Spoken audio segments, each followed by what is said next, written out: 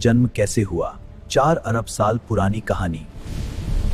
ठंडा होने पर इसकी सतह कठोर हो गई और पानी इकट्ठा हुआ जिससे महासागर बने। सोचो, करीब 4-5 अरब साल पहले न कोई इंसान था, न पेड़ पौधे, न समुंदर, बस आग थी, उबलता हुआ लावा था और चारों तरफ अंतरिक्ष का गहरा अंधेरा। आज जिस धरती पर हम खड़े हैं, जहाँ जिंदगी सांस लेती है, जहाँ आसमान नीला है और पानी बहता है, वो कभी एक जलता हुआ आग का गोला थी।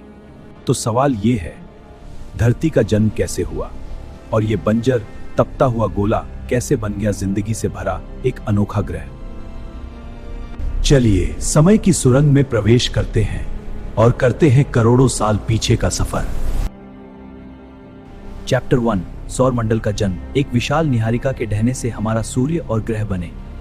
सब कुछ शुरू हुआ लगभग 4.6 अरब साल पहले।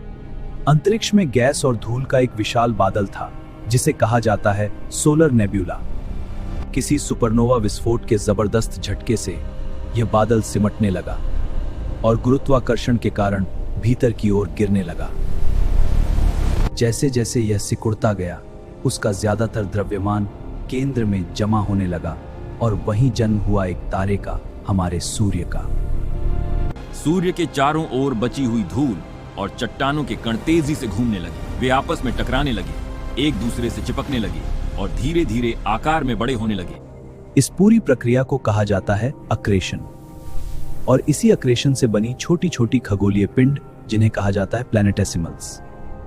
यही प्लैनेटेसिमल्स आगे चलकर ग्रहों की नींव बने हैं और इन्हीं से तैयार हुई हमारी धरती।